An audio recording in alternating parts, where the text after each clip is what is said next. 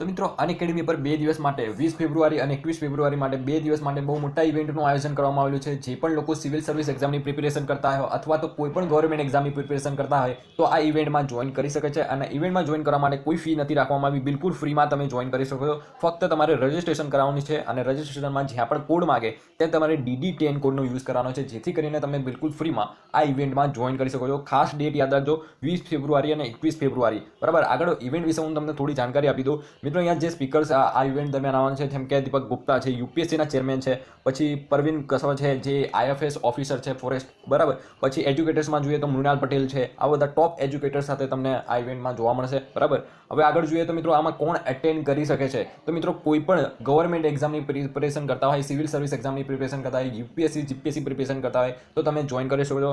Why should you attend, તમારે કેમ આ ઇવેન્ટને અટેન્ડ કરવું જોઈએ, કેમ જોઈન કરવું જોઈએ, તો મિત્રો આમાં જે પણ તમને આગળ બતાવ્યું કે જે ટોપ એજ્યુકેટર્સ છે, ટોપ ફેકલ્ટીઝ છે, ટોપ સ્પીકર છે, એમના દ્વારા તમને એક્ઝામ વિશે તમને જાણકારી આપવામાં આવશે કે એક્ઝામનું નેચર કેવા પ્રકારનું હોય છે, બરાબર। પછી જે પણ ટિપ્સ અને ટ્રિક્સ આપવામાં આવશે, બરાબર। તો જરૂરથી તમારે આ ઇવેન્ટમાં જોઈન કરવું જોઈએ।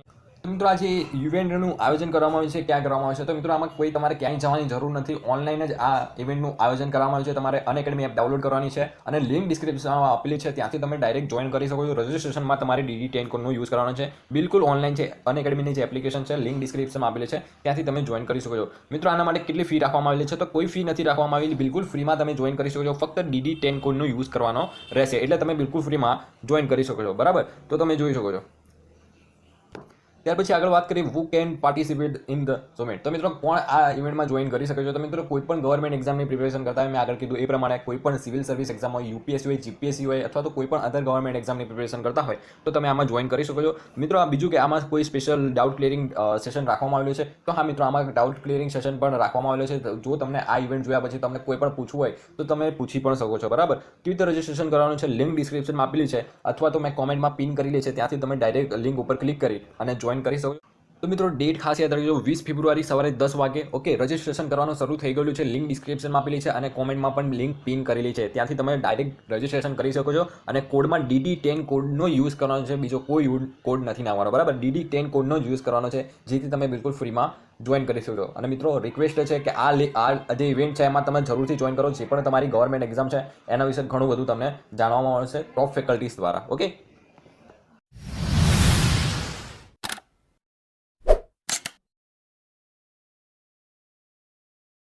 हेलो एवरीवन, मेरा नाम है शिवी और हम यहाँ पे डिस्कस कर रहे हैं कि कैसे आपको जीपीएससी की प्रिपरेशन करनी है सब्जेक्ट वाइज, क्या क्या आपको रिसोर्सेज फॉलो करने हैं, कैसे स्टार्ट करना है, कैसे एंड करना है, कैसे शॉर्ट नोट्स बनाने हैं, इसके बारे में हम डिस्कस करते हैं। इसके पहले हम लोग डिस्कस कर चुके हैं GS1 में कौन कौन से सब्जेक्ट आते हैं, GS2 में कौन कौन से सब्जेक्ट आते हैं, और लास्ट लेक्चर में हम लोगों ने डिस्कस किया था कि हिस्ट्री की प्रिपरेशन करना कैसे करना है। अगर आपने वो वीडियो नहीं देखा है तो आप वहाँ से वो वीडियो जाकर देखिएगा, आपको बहुत हेल्प मिलेगी कि हिस्ट्री को हमको कैसे प्रिपेयर करना है।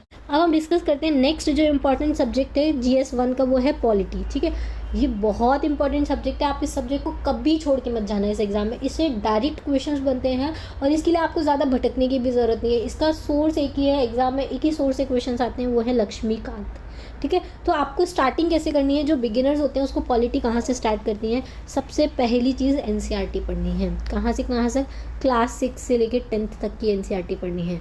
आप ये 6 से 10th तक की NCERT पढ़िए, आपको बहुत बेसिक आइडिया मिल जाता है हमको NCERT पढ़ने के बाद कि रियल लाइफ से कनेक्ट कर देती है, हमको ग्राउंड लेवल से कनेक्ट कर देती है NCERT। जैसे मान लो पंचायती राज है, ठीक है, हम पंचायती राज के जो इम्पोर्टेंट फैक्ट्स है वो तो हम लक्ष्मीकांत से पढ़ सकते हैं, लेकिन एक्चुअल जो सिनारियो होता है जो रूरल विलेजेस में, उन सब में कैसे होता है वो सब हमको क्लास 6 की NCERT से पता चल जाता है, ठीक है, मतलब NCERT से पता चल जाता है। तो इस वजह से NCERT काफ़ी इंपॉर्टेंट है पढ़ने के लिए। तो आप क्लास 6 से लेकर 10 तक की सभी NCERT पढ़िए। 11th 12th की पढ़ भी सकते, नहीं भी पढ़ सकते, लेकिन 6 से 10 तक की तो आपको सारी NCERTs पढ़नी ही पढ़नी है, ठीक है। तो क्लास 6 से लेकर 10 तक की NCERTs आप ज़रूर कवर कीजिएगा। उसके बाद आपको क्या करना है, लक्ष्मीकांत की बुक फॉलो करनी है। लक्ष्मीकांत की पहले आप समरी फॉलो कीजिए, पूरी की पूरी समरी, और वो समरी अब बहुत सारी यूट्यूब वीडियोज़ है, मैं आपको बता सकती हूँ 1-2 चैनल्स, जैसे कि स्टडी लवर वीर करके है, ठीक है, ये एक चैनल है जिस पे आपको पूरी पॉलिटी डिटेल में मिल जाएगी। हर्षित द्विवेदी करके है, हर्षित द्विवेदी, ठीक है। इस पे भी आपको पूरी पॉलिटी की समरी मिल जाएगी। एक मेरा चैनल है शिबी सिंघल, मैंने भी उस पर पूरी page to page cover to cover पूरी पॉलिटी कवर करना स्टार्ट किया है। उसकी सीरीज़ मैंने स्टार्ट की है, अभी तक मैंने शायद 5 या 6 लेक्चर आ रहे हैं सिटीजनशिप तक। आप वो देखिएगा, आपको समझ में आएगा कि कैसे हमको पॉलिटी पढ़ना है। आप एक बार वो वीडियो देख लीजिए, आपको वीडियो से पूरा आपको दिमाग में समझ में आ जाएगा पॉलिटी कैसे पढ़नी है, ठीक है। उसके बाद आप बुक को रीड कीजिए एक बार, आपका पूरा पॉलिटी कंप्लीट, मतलब आपको पूरा पॉलिटी समझ में आ जाएगा वहीं पर, ठीक है। तो आपको क्या करना है, पॉलिटी एम लक्ष्मीकांत का 6th एडिशन आपको फॉलो करना है। 5th एडिशन पुराना हो गया है, 6th एडिशन में काफ़ी सारी नई चीज़ें हैं, जैसे कि NCBC बना था, national commission for backward class, उसके बारे में है। जम्मू एंड कश्मीर का रीऑर्गेनाइजेशन हुआ, उसके बारे में भी उसमें ऐड किया गया है। तो नई वाली लक्ष्मीकांत को फॉलो करना है 6th एडिशन, ठीक है। अगर आपको 6th एडिशन नहीं मिला है तो भी कोई बात नहीं, आप 5th एडिशन कर लीजिए। 5th एडिशन अगर आपके पास है तो आप उससे भी पढ़ लीजिए, और जो एक्स्ट्रा चैप्टर्स ऐड हुए हैं उसको भी आप फिर उसमें ऐड ऑन कर लीजिएगा, ठीक है। तो ये अच्छा रहेगा आपके लिए। तो लक्ष्मीकांत हमको फॉलो करनी है। सारे पहले पॉलिटी समरी के वीडियोस देखने हैं, वीडियोस देखने के बाद पूरी बुक को पढ़ना है। आप वीडियोस देखने के बाद बुक पढ़ेंगे ना, बहुत इजी लगेगा। मैं लिटरली, आप ये वाला फंडा ट्राई कीजिए, बहुत ही अच्छा रहता है। एक बार समरी देख लीजिए आप यूट्यूबर्स की, कोई भी यूट्यूब पे जो वीडियो डाले हुए हैं वो आप देख लीजिए। उसके बाद आप है ना खुद से बुक पढ़िए, आपको बहुत जल्दी समझ में आएगा। अदरवाइज़ बोरिंग लगता है, क्योंकि GS ऐसा सब्जेक्ट है लोगों को इंटरेस्ट कम आता है। तो एक बार आप वीडियो देख के फिर बुक पढ़ेंगे तो आपको काफ़ी इंटरेस्टिंग लगेगा, ठीक है। तो ये ट्रिक कीजिएगा। तो पॉलिटी में आपको मेन यही करना है, NCERT प्लस लक्ष्मीकांत, ये 2 करना है। इन्हीं के आपको क्या करना है, मल्टीपल टाइम रिवीजन करना है, ठीक है। मल्टीपल रिवीजन करना है। मल्टीपल रिवीजन करने के बाद आपको क्या करना है, इसमें MCQ सॉल्व करने हैं, ठीक है। MCQ सॉल्व करने के बाद आपको शॉर्ट नोट्स बनाने, क्योंकि पता है आप एक बार जब बुक पढ़ लेंगे, ठीक है, आपको समझ में आ जाएगा, फिर आप उसको रिवीजन करेंगे तो और आपको और अच्छे से समझ में आ जाएगा, आपके दिमाग में स्टिक हो जाएगा। फिर आप जब MCQ सॉल्व करेंगे ना तो आपको आइडिया हो जाएगा कि किस लेवल के क्वेश्चन पूछे जाते हैं। और जब आप MCQ सॉल्व करते हैं आप बहुत सारी चीज़ें भूल भी जाते हैं, तो आप फिर वापस से गो थ्रू करते हैं, उसके बाद वो MCQ से वो चीज़ आपके दिमाग में स्टिक हो जाती है। जैसे मान लो आपने कभी ट्राई किया होगा कि एग्ज़ाम में जब हम जाते हैं, एग्ज़ाम में हमने ऐसे ही पढ़ा होता है और उसी से रिलेटेड क्वेश्चन आ जाता है, उस टाइम अगर हमको एग्ज़ाम में याद नहीं आता, फिर हम घर पर आके देखते हैं इस क्वेश्चन का आंसर क्या है, आप उसको ज़िंदगी में कभी नहीं भूलते जो क्वेश्चन आपने गलत किया हुआ था। इसलिए आपको MCQ प्रैक्टिस करनी है, वो मस्ट होती है, ठीक है। तो आपको पॉलिटी के लिए क्या करना है, सिर्फ एक तो इंडियन पॉलिटी के लिए मैं बता रही हूँ, गुजरात की पॉलिटी के बारे में अभी और डिस्कस करेंगे। इंडियन पॉलिटी के लिए आपको NCERT पढ़नी है 6 to 10 और लक्ष्मीकांत की समरी फॉलो करनी है पूरी, फिर उसके बाद MCQs करने हैं, ठीक है। ये 3 इंपॉर्टेंट चीज़ें आपको पॉलिटी के लिए करनी है। चौथी, गुजरात की पॉलिटी के लिए आपको क्या करना है, GCERT की जो बुक होती है गुजरात की, आपको वो फॉलो करनी है 11th and 12th की पॉलिटिकल साइंस की बुक, ठीक है। उस पर आपका गुजरात का पॉलिटी कवर हो जाएगा। और आपको गुजरात के करंट अफेयर्स फॉलो करने, पॉलिटी से रिलेटेड जो भी चेंजेस हुए हैं, इलेक्शन वगैरह आने वाले हैं, उसमें कौन मिनिस्टर्स ज़रूर आप याद रख लीजिएगा। जैसे गुजरात के जो मिनिस्टर्स हैं अभी, जैसे चीफ मिनिस्टर कौन है, गवर्नर कौन है, काउंसिल ऑफ मिनिस्टर में कौन आता है, कितना मतलब हमारा जो गुजरात का हाई कोर्ट है उसको अभी जैसे न्यूज़ में था डायमंड जुबली उसकी सेलिब्रेट की गई, क्योंकि 60 ईयर्स कंप्लीट हो गए हाई कोर्ट के। तो ये सारी करंट की न्यूज़ आप पॉलिटी से रिलेटेड क्या कर सकते हैं, ऐड ऑन कर सकते हैं। पॉलिटी के लिए इतना ही है, ठीक है। इसके अलावा आप और क्या कर सकते हैं पॉलिटी में, वो मैं आपको बताती हूँ। देखिए, NCERT कर ली, लक्ष्मीकांत हो गया हमारा, GCERT की 11th 12th की बुक हो गई, पॉलिटिकल साइंस के लिए इतना सफिशिएंट है, ठीक है। उसके बाद आपको MCQ सॉल्व करने हैं। अब MCQs आप कहाँ से सॉल्व कर सकते हैं, या तो आप YouTube पर सर्च कर लीजिए कि polity related MCQs, previous year questions आपको देखने हैं पॉलिटी के, ठीक है। प्रीवियस ईयर क्वेश्चंस आप देखेंगे ना पॉलिटी के, तो आपको आइडिया आ जाएगा कि पॉलिटी से रिलेटेड क्वेश्चंस कैसे आते हैं। आप लोग है ना 2 तरीके से प्रिपरेशन स्टार्ट कर सकते हैं, दोनों ही बहुत अच्छे हैं, मैं आपको दोनों सजेस्ट करूँगी।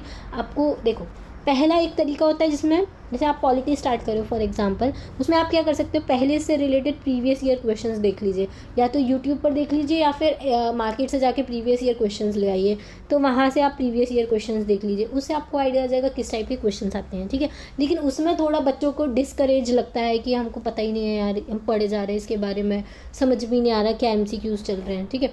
फिर दूसरा होता है प्रीवियस ईयर क्वेश्चन करने के बाद फिर लोग पॉलिटी पढ़ना स्टार्ट करते हैं, NCERT और एम लक्ष्मीकांत। एक तो ये तरीका होता है जो बहुत सारे लोग सजेस्ट करते हैं। मैं जो सजेस्ट करती हूँ वो ये तरीका है, आप पहले पॉलिटी पढ़िए, ठीक है।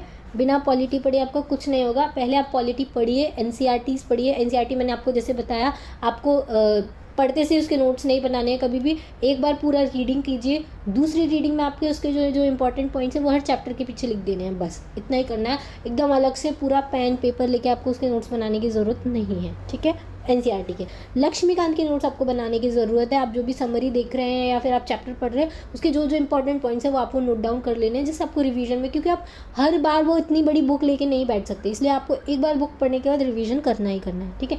तो ये जो दूसरा मेथड मैं आपको सजेस्ट कर रही थी उसमें आपको पॉलिटी की सारी बुक पूरा कंटेंट खत्म कर देना है, फिर उसके बाद आप MCQ सॉल्व कीजिए।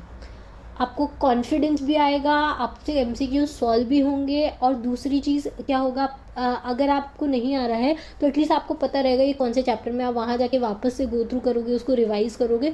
तो मुझे ये वाला मेथड पर्सनली बहुत अच्छा लगता है कि पहले सब्जेक्ट पढ़ो, उसके बाद उसके MCQs फॉलो करो बस, और उसके MCQs के साथ आप प्रीवियस ईयर क्वेश्चंस भी कर सकते हो। तो ये मेथड मुझे बहुत अच्छा लगता है, आप इसको फॉलो कीजिए। और बहुत सारे लोग वो पहले क्वेश्चन और फिर चैप्टर करने वाला भी करते हैं, तो आप वो भी कर सकते हैं, पर रिकमेंड मैं यही वाला करूँगी कि पहले सब्जेक्ट देन फिर MCQs, ठीक है। और हमको कहाँ से करना है MCQs, तो मैंने जैसे बताया कि यूट्यूब पर बहुत सारे चैनल्स हैं, तो MCQs आपको मिल जाएंगे। फिर आपका थोड़ा कॉन्फिडेंस बिल्डअप हो जाए तो आप विजन IAS की हर साल की जो सीरीज़ आती है उसमें से जो पॉलिटी के MCQs हैं वो आप फॉलो कर सकते हैं। बहुत सारी साइट्स हैं, जैसे विजन IAS ले लिए, इनसाइट ले लीजिए, इनसाइट के भी क्वेश्चंस काफ़ी अच्छे होते हैं, ठीक है। और उसके बाद दृष्टि IAS के भी क्वेश्चन काफ़ी अच्छे होते हैं। तो ये सारी चीज़ें आप फॉलो कीजिए, क्योंकि आप UPSC के लेवल के क्वेश्चन सॉल्व करेंगे ना तो GPSC के क्वेश्चन आपसे ऑटोमेटिकली बनेंगे। लेकिन GPSC अभी क्या करता है, वो UPSC लेवल के क्वेश्चन देता है, वो भी स्टेटमेंट वाइज क्वेश्चन देता है। जैसे UPSC में आते हैं 3-4 स्टेटमेंट्स दे दिए, फिर उसमें से पूछा इसमें से कौन सा करेक्ट है, 1 ओनली, 2 ओनली, 1, 2 एंड 3, तो उसमें काफ़ी कन्फ्यूजन हो जाता है। इसलिए ये इस टाइप के क्वेश्चन करना काफ़ी इंपॉर्टेंट है, ठीक है। नेक्स्ट हम डिस्कस करेंगे मेंटल एबिलिटी के बारे में, कैसे हम लोगों को प्रिपेयर करना है बिगिनिंग से लेके एंड तक, ठीक है। तो आज के लिए इतना ही, नेक्स्ट लेक्चर में हम डिस्कस करते हैं। Thank you, thanks for watching.